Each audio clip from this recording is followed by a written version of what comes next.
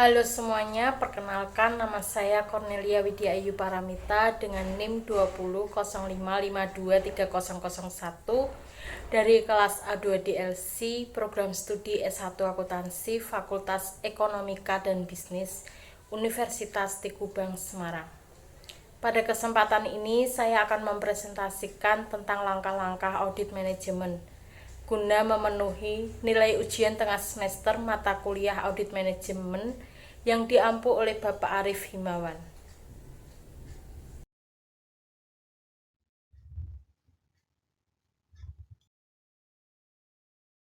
Sebelum memasuki materi, saya akan menjelaskan apa itu audit manajemen. Audit manajemen adalah evaluasi terhadap efisiensi dan efektivitas operasi perusahaan. Audit manajemen dirancang untuk menemukan penyebab dari kelemahan-kelemahan yang terjadi pada pengelolaan program atau aktivitas perusahaan, menganalisa akibat yang timbul oleh kelemahan tersebut, dan menentukan tindakan perbaikan yang berkaitan dengan kelemahan tersebut agar dicapai perbaikan pengelolaan di masa yang akan datang. Langkah-langkah audit manajemen ada 5. Yang pertama, ada audit pendahuluan. Yang kedua, ada review terhadap pengendalian. Yang ketiga, ada audit lanjutan atau terperinci. Yang keempat, ada pelaporan. Yang kelima, tindak lanjut.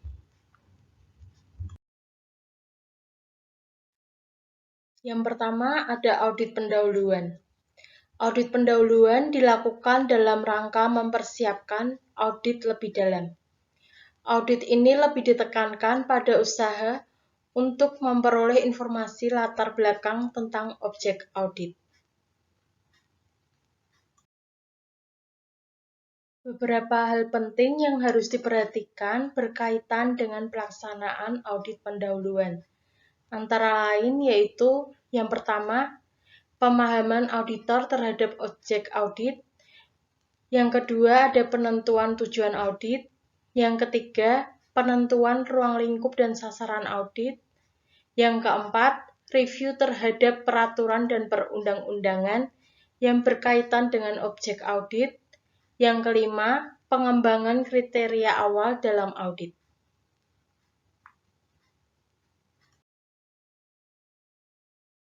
Selanjutnya, saya akan membahas satu persatu terlebih dahulu yang berkaitan dengan pelaksanaan audit pendahuluan. Yang pertama itu ada pemahaman auditor terhadap objek audit. Pemahaman auditor terhadap objek audit. Objek audit meliputi keseluruhan perusahaan atau kegiatan yang dikelola oleh perusahaan tersebut dalam rangka mencapai tujuannya. Setiap objek audit memiliki wewenang dan tanggung jawab yang berbeda-beda, sesuai dengan karakteristik dan sistem pendelegasian wewenang yang diselenggarakan pada perusahaan tersebut. Dalam suatu divisi yang dikelola secara terdesentralisasi, manajer divisi memiliki wewenang dan tanggung jawab untuk mengatur divisi. Dalam pemahaman terhadap objek audit, auditor harus mendapatkan informasi tentang sumber daya atau kapasitas aktivitas yang dimiliki objek audit dalam melaksanakan berbagai kegiatan. Di samping itu, metode operasi atau cara pelaksanaan kegiatan juga harus menjadi perhatian penting karena dari hubungan antara metode operasi dengan ketersediaan sumber daya, auditor akan mendapatkan informasi awal apakah suatu kegiatan telah dilaksanakan dengan ekonomis, efisien, dan efektif dalam mencapai tujuannya. Auditor harus membuat kesimpulan sementara secara umum atas pemahamannya terhadap objek audit. Berbagai informasi yang diperoleh dalam tahap ini, termasuk indikasi adanya kelemahan-kelemahan yang perlu diperbaiki, menjadi dasar dalam pembuatan kesimpulan tersebut.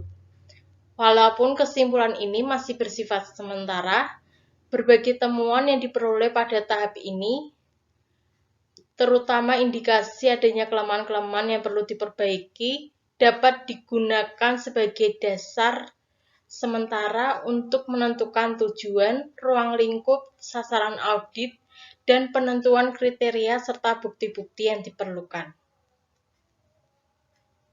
Auditor harus mengkomunikasikan dengan atasan pengelola objek atau pemberi tugas audit tentang pemahamannya terhadap berbagai program atau aktivitas objek audit untuk menghindari terjadinya kesalahpahaman.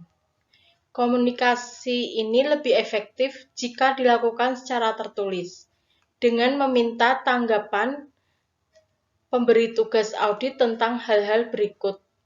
Yang pertama, ada informasi yang mendukung tujuan audit. Yang kedua, ada informasi yang mengarahkan ruang lingkup audit. Yang ketiga, informasi yang mengarah pada sasaran audit. Di samping mendapatkan tanggapan tentang hal-hal tersebut, auditor juga harus mendapatkan tanggapan tentang kesimpulan umum yang telah diajukannya untuk lebih memantapkan hasil kesimpulan auditor. Selanjutnya, penentuan tujuan audit. Auditor harus menentukan tujuan audit untuk semua audit manajemen yang dilakukan dalam rangka menyajikan kerangka kerja audit. Tujuan audit harus mengacu pada alasan mengapa audit harus dilakukan pada objek audit dan didasarkan pada penugasan audit. Penugasan audit biasanya memberikan tujuan audit dalam ruang lingkup yang luas. Terdapat hal ini, auditor harus menggunakan keahlian profesionalnya untuk merumuskan tujuan audit yang lebih spesifik. Berikut ini beberapa alasan yang mendasari diperlukannya audit manajemen. Yang pertama, terjadinya pemborosan dan ketidakefisienan penggunaan sumber daya perusahaan. Yang kedua, tujuan yang telah ditetapkan tidak tercapai. Yang ketiga, adanya alternatif yang lebih baik dalam pencapaian tujuan yang telah ditetapkan. Yang keempat, terjadinya penyimpangan dalam penggunaan sumber daya. Yang kelima, adanya penyimpangan terhadap peraturan dan kebijakan perusahaan. Yang keenam, sistem informasi dan pelaporan yang kurang baik.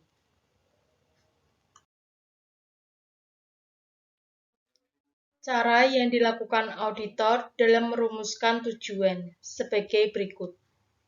Yang pertama, mengidentifikasi tujuan yang ada, yang mungkin mempunyai arti penting pada pemberi tugas. Yang kedua, mempertimbangkan tujuan audit yang telah ditetapkan pada masa sebelumnya. Yang ketiga, mempertimbangkan aktivitas-aktivitas yang dimiliki risiko kegagalan yang tinggi. Yang keempat, membahas dengan pemberi tugas dan pengelola objek audit.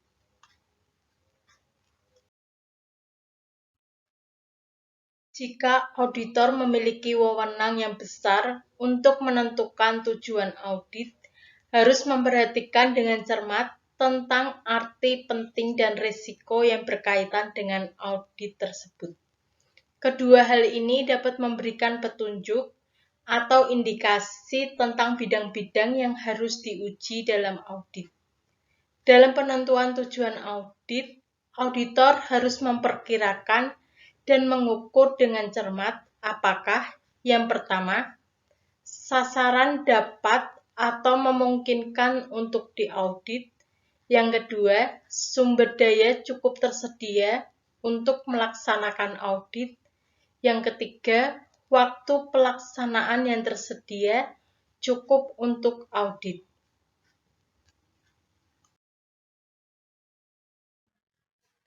Faktor-faktor ini memberikan gambaran kepada auditor tentang apakah audit dapat dilaksanakan dan dapat terselesaikan dalam waktu yang ditentukan.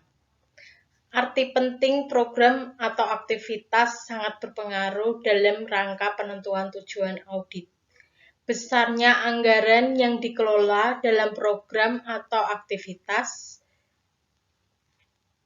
kebijakan-kebijakan penting yang mendasarinya, dan adanya aktivitas yang memerlukan perbaikan harus diperhatikan dengan baik. Dalam menentukan tujuan audit, auditor harus lebih menekankan pada aktivitas yang memerlukan perbaikan. Penentuan tujuan audit harus memperhatikan berbagai risiko kegagalan yang mungkin terjadi, baik risiko tidak tercapainya tujuan objek audit maupun tujuan audit itu sendiri. Beberapa hal berikut ini mengandung risiko kegagalan tinggi terhadap keberhasilan pencapaian tujuan objek audit yang harus diperhatikan auditor. Yang pertama, ada tujuan objek audit yang beraneka ragam dan tidak konsisten. Yang kedua, tujuan objek audit yang kurang jelas. Yang ketiga, kegiatan objek audit yang rumit dan kompleks. Yang keempat, pengendalian yang lemah. Yang kelima, perubahan-perubahan yang tidak terencana dan perputaran karyawan yang tinggi. Yang keenam, perubahan lingkungan objek audit. Tujuan audit yang ditentukan auditor harus sesuai dengan yang diinginkan pemberi tugas. Hasil dari berbagai analisis yang dilakukan terhadap faktor-faktor yang mempengaruhi penentuan tujuan audit harus dikomunikasikan kepada pemberi tugas audit untuk mendapatkan kesamaan sudut pandang dalam penentuan tujuan audit. Selanjutnya ada penentuan ruang lingkup dan sasaran audit. Ruang lingkup audit menunjukkan luas atau area dari sasaran audit. Beberapa hal penting yang merupakan keinginan dari pemberi tugas harus diperhatikan dalam menentukan ruang lingkup audit. Di samping itu, penentuan ruang lingkup audit harus mengacu pada tujuan audit yang telah ditetapkan.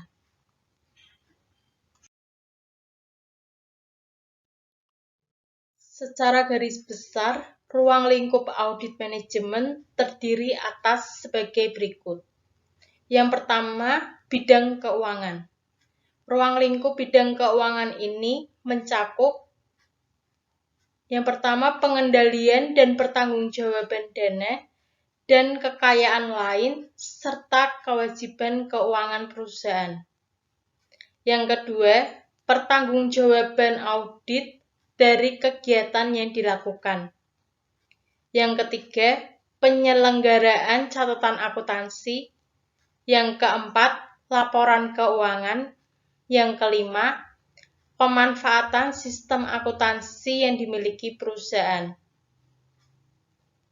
Selanjutnya ada ketaatan kepada peraturan dan kebijakan perusahaan. Ruang lingkup ini termasuk di dalamnya yang pertama, kesesuaian pelaksanaan program dengan peraturan dan kebijakan perusahaan berkaitan dengan program tersebut.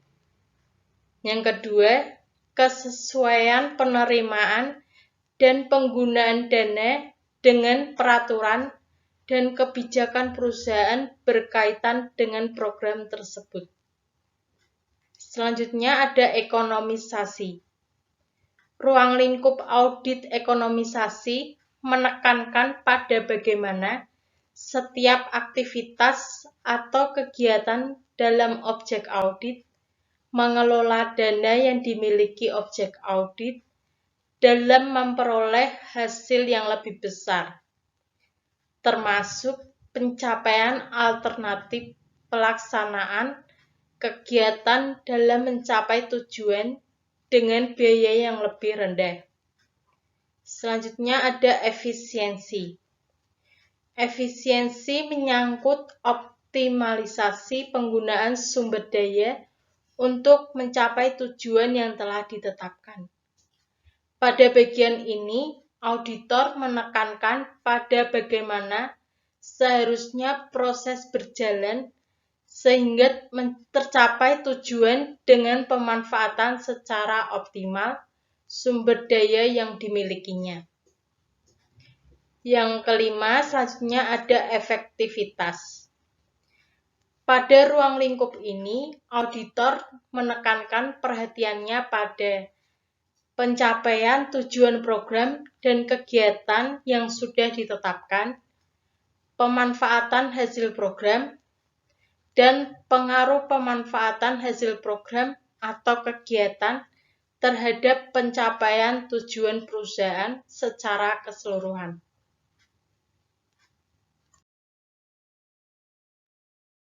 Sasaran audit adalah target yang akan diaudit. Dalam target ini terkandung pertanyaan auditor yang jawabannya akan diperoleh melalui proses dan kesimpulan hasil audit. Penentuan sasaran audit harus mengacu kepada tujuan dan ruang lingkup audit yang telah ditentukan.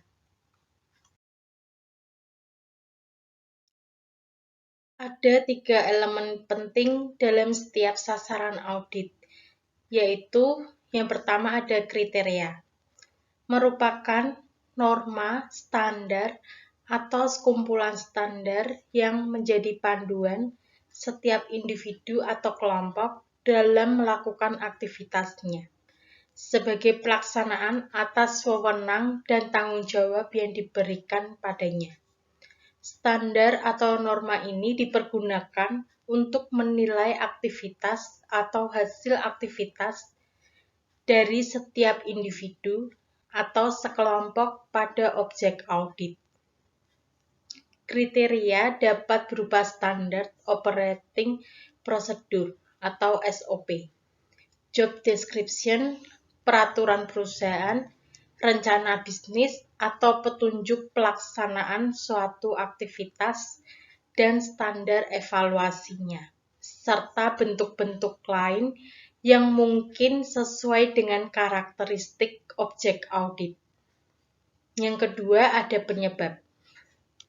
Merupakan tindakan atau aktivitas aktual yang dilakukan oleh setiap individu atau kelompok yang terdapat pada objek audit. Yang ketiga ada akibat. Merupakan hasil pengukuran dan pembandingan antara aktivitas individu atau kelompok dengan kriteria yang telah ditetapkan terhadap aktivitas tertentu.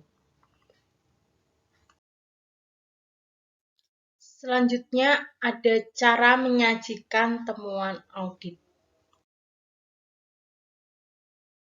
Cara menyajikan temuan audit. Temuan audit merupakan fakta atau data, informasi yang ditemukan auditor dalam pelaksanaan auditnya. Penyajian temuan dalam audit manajemen dapat dilakukan dalam bentuk kolom-kolom, di mana setiap kolom menyajikan temuan berupa kondisi, kriteria, penyebab, dan akibat, atau dapat juga disajikan dalam bentuk narasi. Dengan sistematika urut ke bawah dimulai dari kondisi, kriteria, penyebab, dan akibat. Menyajikan dalam bentuk narasi dengan sistematika urut ke bawah dimulai dari sebagai berikut. Yang pertama, kondisi. Mendeskripsikan kondisi yang ditemukan pada objek pemeriksaan. Kondisi merupakan hasil aktual pelaksanaan program atau aktivitas pada objek yang diperiksa. Kondisi bukan merupakan kesimpulan dari temuan. sajian kondisi seperti apa adanya pada saat ditemukan. Contoh, volume penjualan 500 unit per minggu. Yang kedua, kriteria. Merupakan panduan setiap individu atau kelompok dalam melakukan aktivitasnya dan digunakan untuk menilai aktivitas atau hasil aktivitas dari individu atau kelompok pada objek pemeriksaan. Kriteria merupakan pedoman atau standar yang terukur. Sajikan kriteria apa adanya seperti yang dirumuskan pada manual objek pemeriksaan. Contoh, volume penjualan 1.250 per minggu. Training sales 3 minggu, 1 minggu pelatihan kerja di lapangan. Yang ketiga ada penyebab. Merupakan tindakan atau aktivitas yang dilakukan oleh individu atau kelompok pada objek pemeriksaan. Penyebab merupakan penerapan dari kriteria yang telah ditentukan. Sajikan penyebab sebagai rekaman atas kejadian atau cara kerja dalam melaksanakan aktivitas. Contoh, training sales 2 minggu in-house. Yang keempat ada akibat.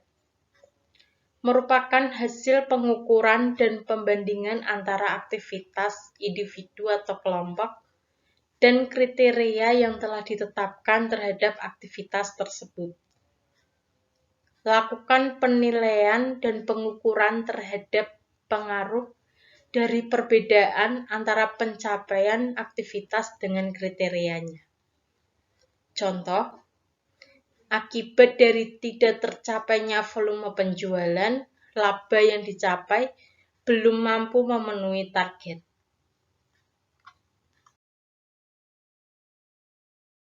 Selanjutnya ada penelaahan terhadap peraturan dan kebijakan yang berkaitan dengan objek audit. Penelaahan terhadap peraturan dan kebijakan yang berkaitan dengan objek audit. Setiap aktivitas dalam objek pemeriksaan diatur oleh seperangkat peraturan dan kebijakan. Untuk mendapatkan praktik terbaik, aturan dan kebijakan yang menjadi pedomannya haruslah juga yang terbaik dan tidak menyimpang dari aturan yang lebih tinggi. Sebelum menggunakannya sebagai kriteria untuk menilai, auditor harus menelaah terlebih dahulu aturan-aturan dan kebijakan tersebut. Penelaahan ini bertujuan untuk memperoleh informasi tentang peraturan-peraturan yang berhubungan dengan objek audit, baik bersifat umum maupun yang berhubungan khusus dengan berbagai program atau aktivitas yang diselenggarakan pada objek audit. Dengan penelaahan ini, auditor dapat memahami batas-batas wewenang objek audit dan berbagai program yang dilaksanakan dalam mencapai tujuannya. Peraturan dan kebijakan yang ditetapkan oleh objek audit dapat berupa adopsi terhadap peraturan yang ditetapkan pemerintah atau yang secara penuh dikembangkan di dalam objek audit sebagai penjabaran strategi dalam meningkatkan kemampuan bersaingnya. Selanjutnya ada pengembangan kriteria awal dalam audit.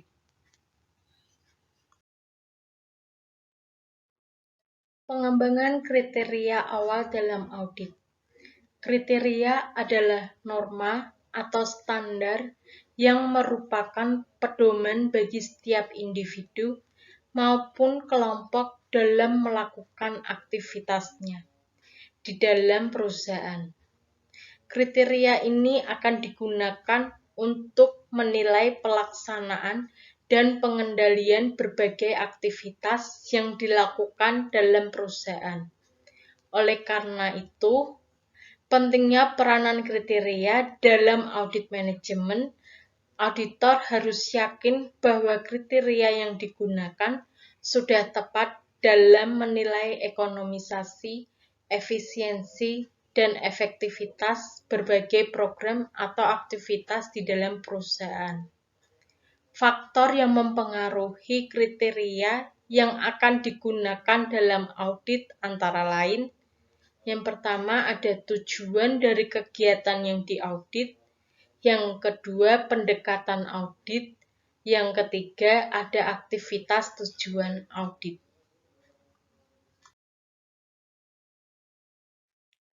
Beberapa permasalahan yang harus diperhatikan auditor berkaitan dengan kriteria, bahwa tidak semua objek pemeriksaan memiliki kriteria yang terdokumentasi, up-to-date, dan terukur.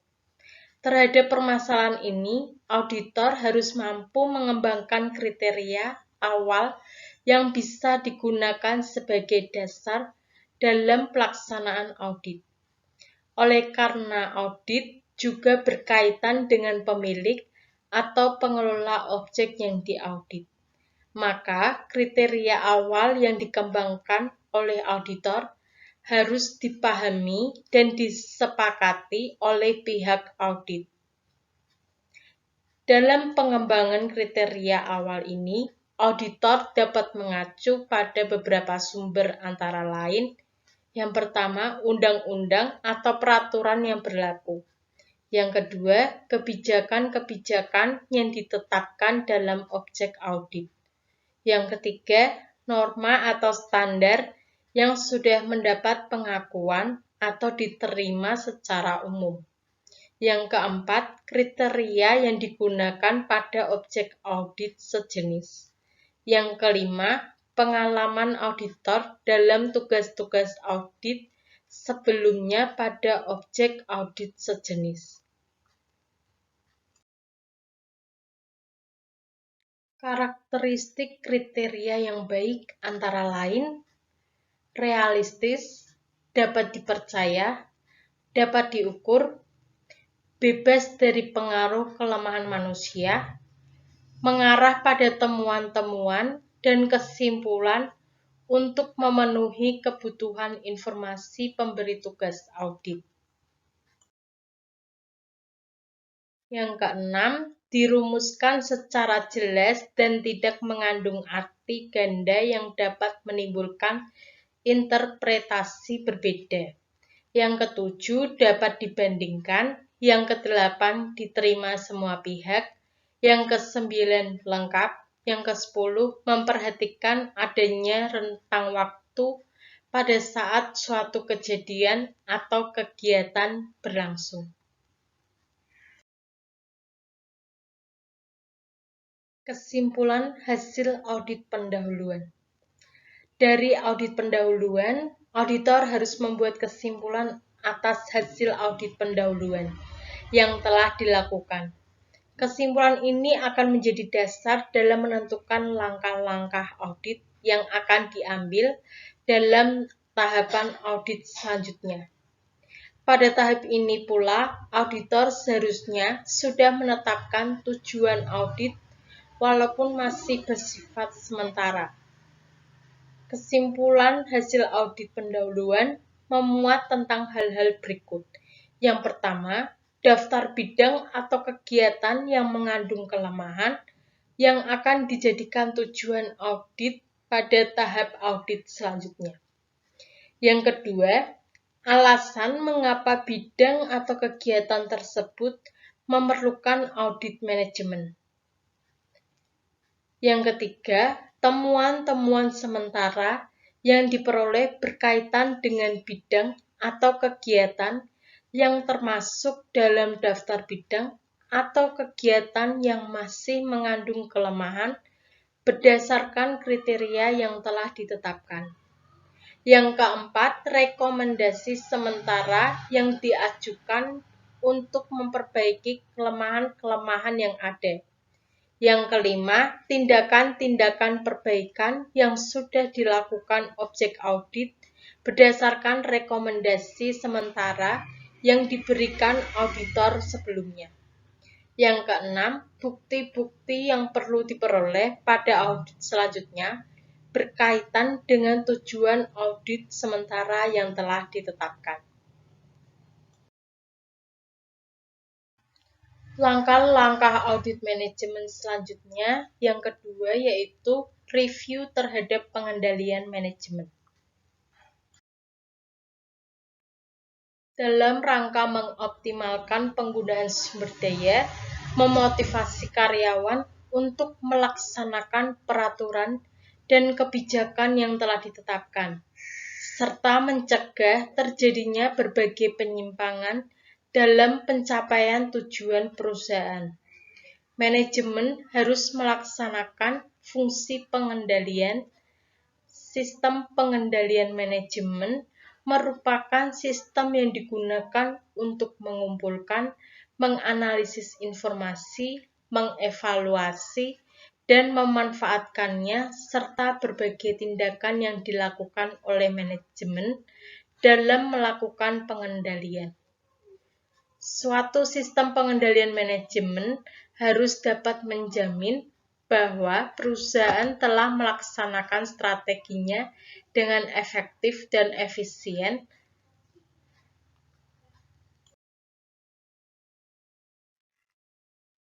Karakteristik sistem pengendalian manajemen yang baik mencakup hal-hal berikut.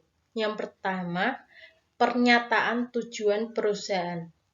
Yang kedua, rencana perusahaan yang digunakan untuk mencapai tujuan. Yang ketiga, kualitas dan kuantitas SDM yang sesuai dengan tanggung jawab yang dipikul dan adanya pemisahan fungsi yang memadai. Yang keempat, sistem pembuatan kebijakan dan praktik yang sehat pada masing-masing unit organisasi. Yang kelima, sistem penelaan yang efektif pada setiap aktivitas untuk memperoleh keyakinan bahwa kebijakan dan praktik yang sehat telah dilaksanakan dengan baik. Selanjutnya ada pernyataan tujuan. Tujuan suatu perusahaan harus dinyatakan dengan jelas dan disosialisasikan ke berbagai tingkatan manajemen untuk dipahami. Tujuan dapat menunjukkan untuk apa perusahaan didirikan dan apa yang ingin dicapai. Pernyataan tujuan dapat memberikan arah kepada semua komponen perusahaan dalam melaksanakan aktivitasnya. Selanjutnya ada rencana perusahaan.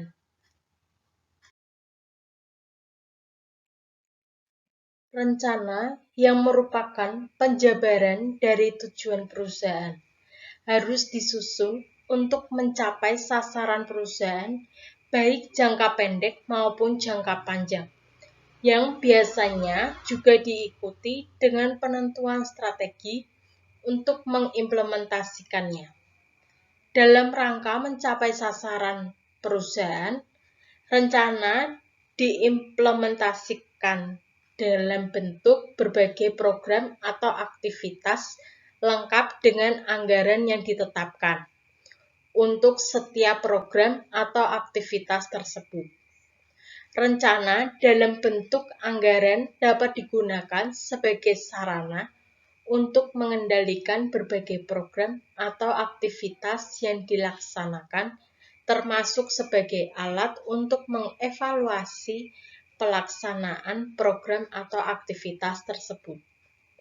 Rencana biasanya disusun berdasarkan pencapaian terbaik perusahaan pada waktu sebelumnya untuk menentukan pencapaian terbaik berikutnya.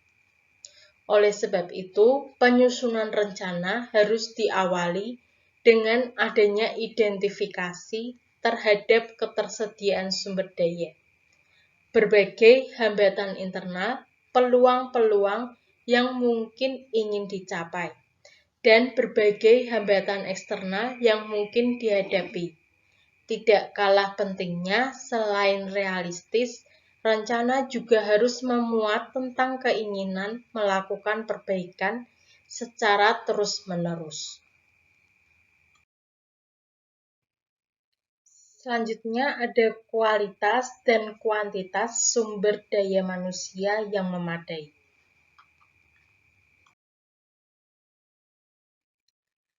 Perencanaan yang telah ditetapkan oleh suatu perusahaan harus didukung oleh ketersediaan SDM yang memadai dalam merealisasikan rencana tersebut.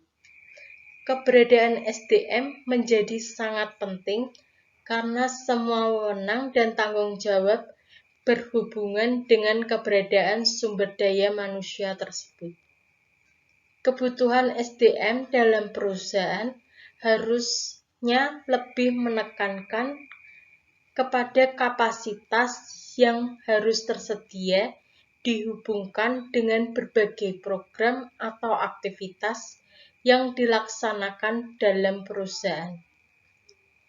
Kapasitas SDM yang harus tersedia dipengaruhi oleh dua hal penting, yaitu kualitas dan kuantitas. Jumlah karyawan yang banyak tetapi tanpa kemampuan dan keterampilan yang sesuai dengan program atau aktivitas yang dilaksanakan akan menimbulkan pemborosan karena keberadaannya tidak akan mampu memberikan kontribusi kepada perusahaan.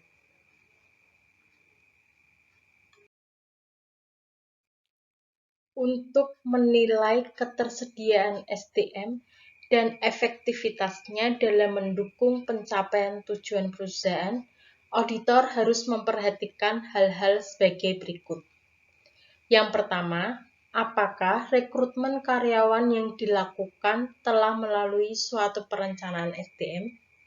Yang kedua, apakah seleksi karyawan yang dilakukan telah sesuai dengan pedoman penerimaan karyawan yang ditetapkan perusahaan? Yang ketiga, apakah karyawan yang diterima telah sesuai dengan kualifikasi bidang kerja atau jabatan yang akan diisi dan sesuai dengan kebutuhan pekerjaan yang ada pada perusahaan? Yang keempat, apakah spesifikasi dan deskripsi tersedia untuk masing-masing jabatan yang ada dalam perusahaan? Yang kelima, apakah keputusan penempatan karyawan telah melalui orientasi yang memadai dan sesuai dengan kecenderungan berprestasi karyawan tersebut? Yang keenam, apakah setiap pekerjaan telah dilengkapi dengan uraian kerja yang memadai? Yang ketujuh, apakah program peningkatan kemampuan atau keterampilan dan keahlian karyawan telah dilakukan sesuai dengan kebutuhan dan dilaksanakan secara efektif dan efisien? Yang kedelapan, apakah penilaian prestasi, pemberian sanksi, atau penghargaan kepada karyawan telah dilakukan secara adil, sesuai dengan ketentuan dan peraturan yang berlaku di perusahaan tersebut? Selanjutnya, ada kebijakan dan praktik yang sehat. Berbagai kebijakan dibuat untuk mendukung kelangsungan praktik yang sehat di dalam perusahaan. Oleh karena itu, perumusan kebijakan harus memperhatikan kepentingan berbagai pihak yang ada di dalam perusahaan tersebut. Hal ini akan mendorong terjadinya keselarasan tujuan dalam perusahaan dan dapat memotivasi berbagai pihak untuk memberikan kontribusinya untuk mendukung praktik yang sehat. Berbagai kebijakan yang dibuat perusahaan harus dikomunikasikan kepada seluruh pihak yang berkepentingan agar terjadi komunikasi timbal balik antar kedua kelompok kepentingan utama, yaitu pihak perusahaan yang diwakili oleh manajemen dan karyawan. Seperangkat kebijakan biasanya dikomunikasikan dalam bentuk buku pedoman kebijakan, dan praktik-praktik yang sehat dikomunikasikan dalam bentuk buku pedoman prosedur operasional. Dalam menguji kebijakan yang dibuat oleh perusahaan, auditor harus memperhatikan hal-hal sebagai berikut.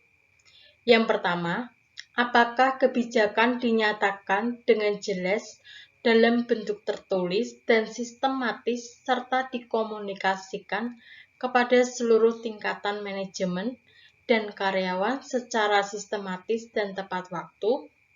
Yang kedua, apakah kebijakan yang dibuat telah sesuai dengan peraturan dan perundang-undangan yang berlaku dan dilakukan peminjaman serta revisi secara berkala? Yang ketiga, apakah kebijakan yang dibuat telah mengakomodasi kepentingan berbagai pihak dalam perusahaan dan secara tegas mengatur tentang hak dan kewajiban masing-masing pihak? Yang keempat, apakah kebijakan telah dibuat untuk melaksanakan kegiatan atau aktivitas secara hemat dan efisien?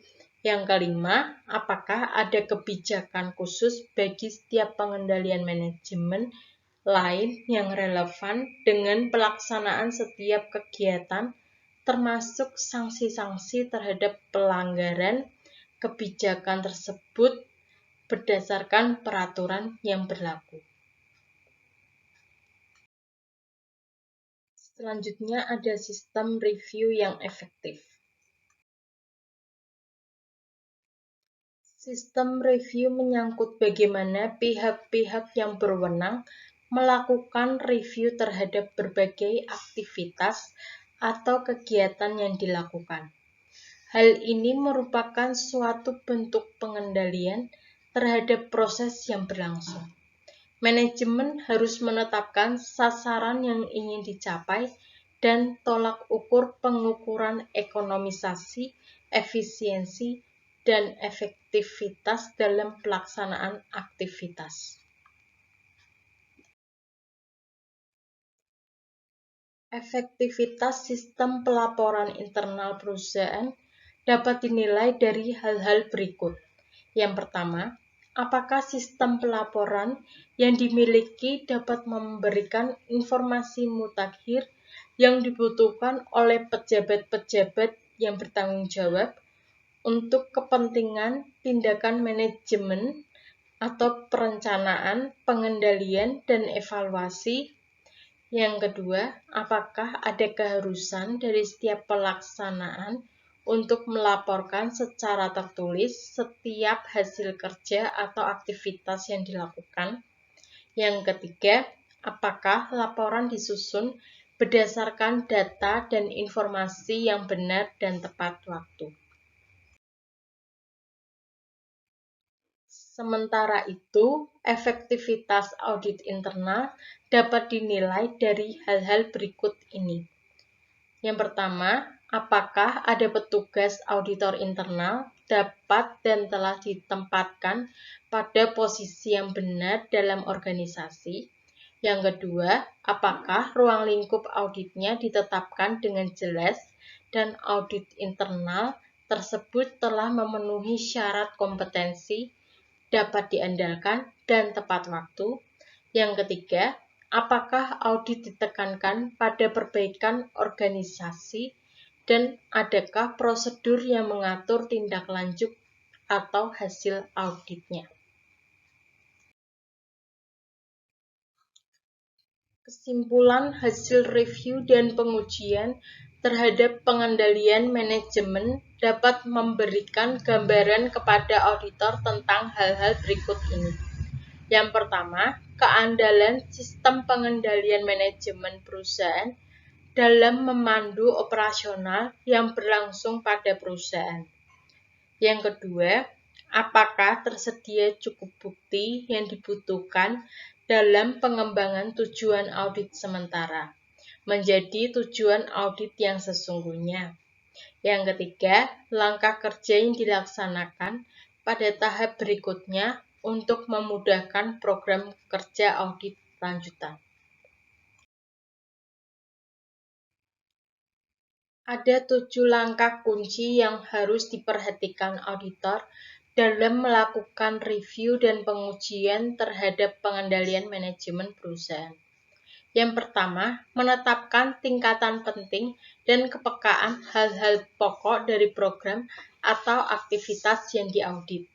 Yang kedua, menilai tingkat kerentanan program atau aktivitas tersebut terhadap penyalahgunaan sumber daya, kegagalan pencapaian sasaran, dan ketidaktaatan terhadap ketentuan, peraturan, dan kebijakan yang ditetapkan perusahaan.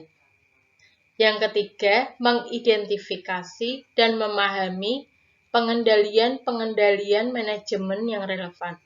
Yang keempat, menetapkan apa yang sudah diketahui tentang efektivitas pengendalian.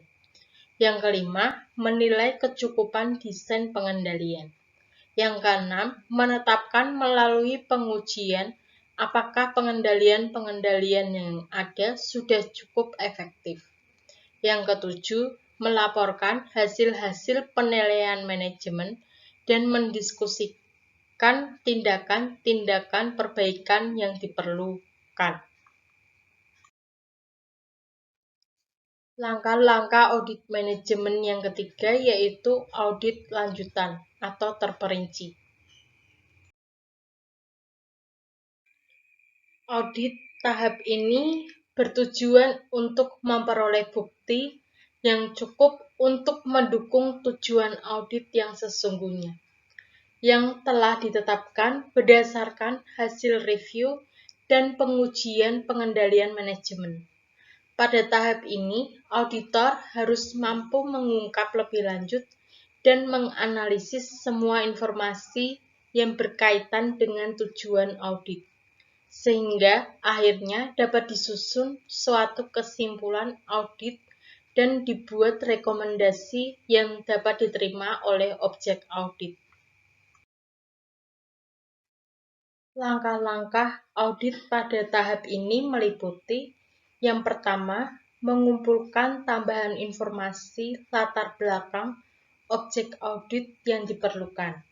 Yang kedua, memperoleh bukti-bukti yang relevan, material, dan kompeten. Yang ketiga, membuat ringkasan atas bukti yang diperoleh dan mengelompokkannya ke dalam kelompok kriteria, penyebab, dan akibat.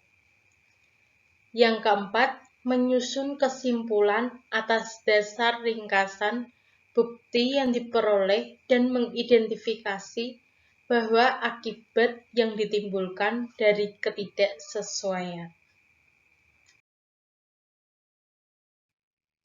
Berikutnya ada mengumpulkan tambahan informasi latar belakang.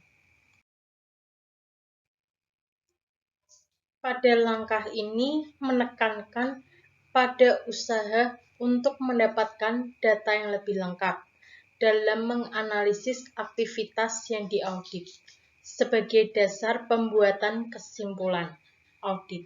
Data yang dibutuhkan pada tahap ini juga mungkin diperoleh dari luar perusahaan yang memiliki relevansi dengan kegiatan yang sedang diaudit.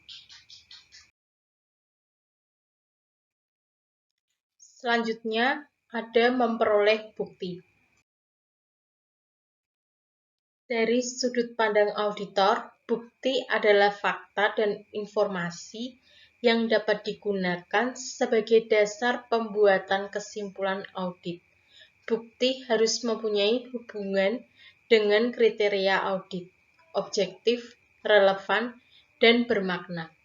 Dalam proses audit, auditor harus dapat menganalisis dan menentukan fakta dan informasi yang relevan, andal, dan berkaitan dengan tujuan audit.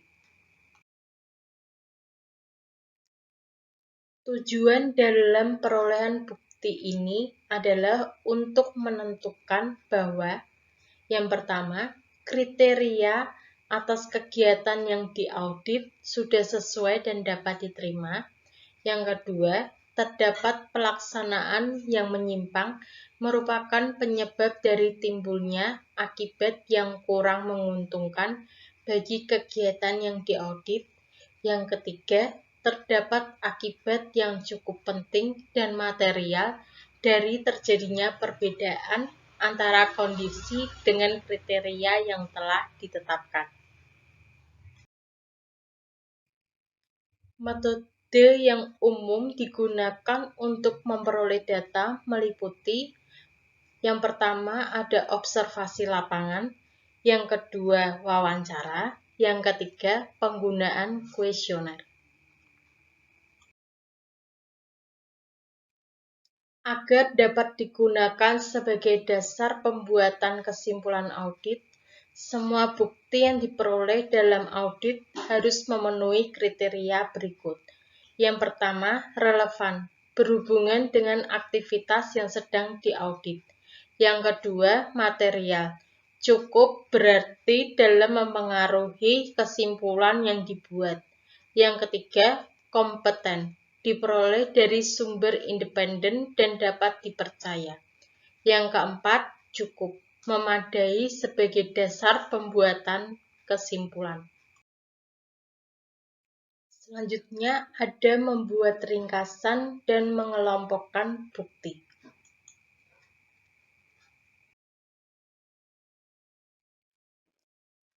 Bukti-bukti yang telah diperoleh dalam audit kemudian diringkas dan dikelompokkan sesuai dengan elemen sasaran audit yang meliputi kriteria, penyebab, dan akibat.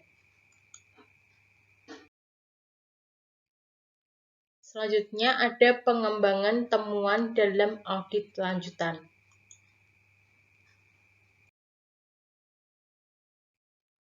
Pengembangan temuan merupakan pengumpulan dan sintesis informasi khusus yang bersangkutan dengan program atau aktivitas yang diaudit, dievaluasi, dan yang dianalisis karena diperkirakan akan menjadi perhatian dan berguna bagi pengguna laporan. Beberapa hal yang harus diperhatikan auditor dalam pengembangan temuan sebagai berikut. Yang pertama, pertimbangan harus ditekankan pada situasi dan kondisi. Yang kedua, pertimbangan atas kompleksitas dan besarnya sumber daya yang terlibat. Yang ketiga, auditor harus secara jujur dan objektif berdasarkan pertimbangan profesionalnya. Yang keempat, pengembangan temuan harus dilakukan secara luas dan teliti.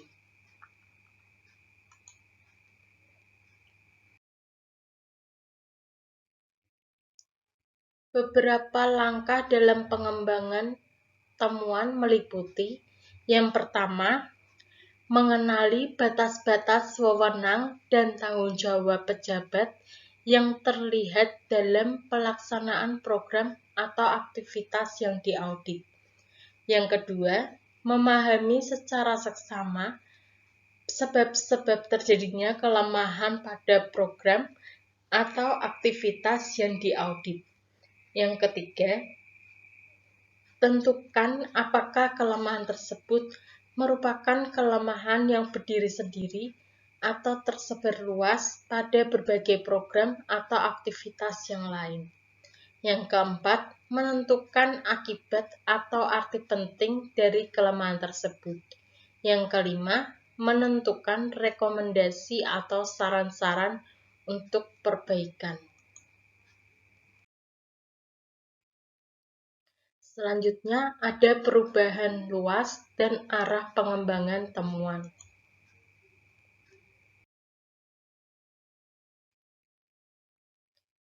Informasi yang diperoleh selama pengembangan temuan mungkin mengarahkan perlunya untuk melakukan perubahan arah atau tekanan terhadap audit yang telah direncanakan atau perlu dilakukannya perluasan atau pengurangan terhadap ruang lingkup audit.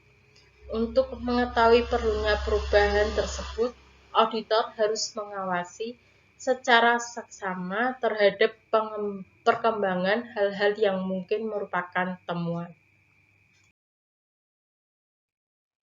Langkah-langkah audit manajemen yang keempat adalah pelaporan.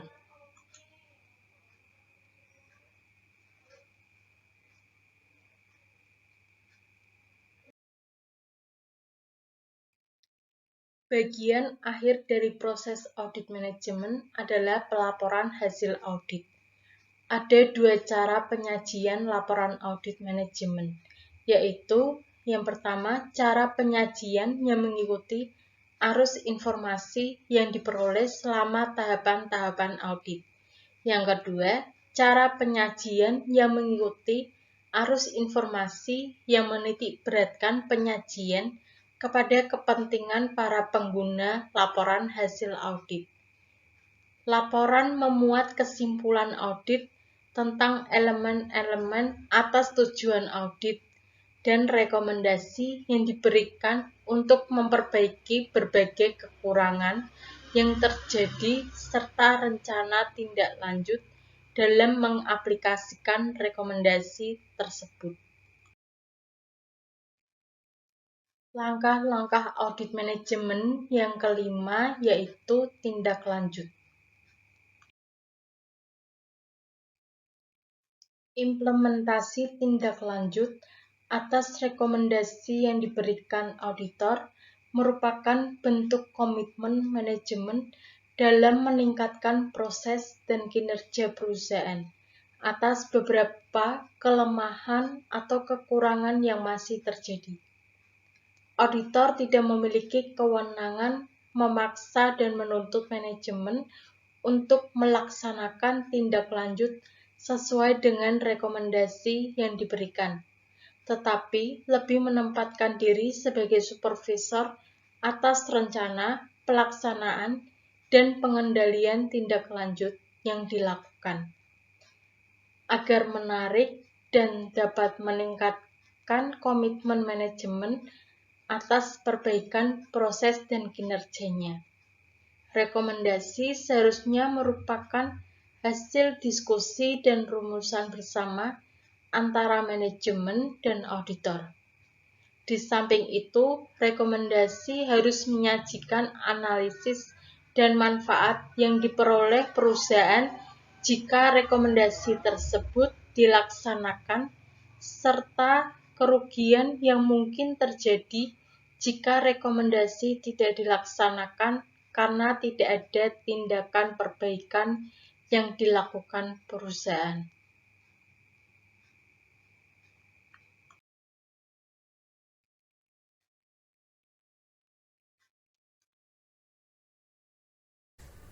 Sekian presentasi dari saya tentang langkah-langkah audit manajemen. Mohon maaf jika ada kekurangan dalam penyampaian materi. Semoga materi yang disampaikan dapat bermanfaat. Terima kasih.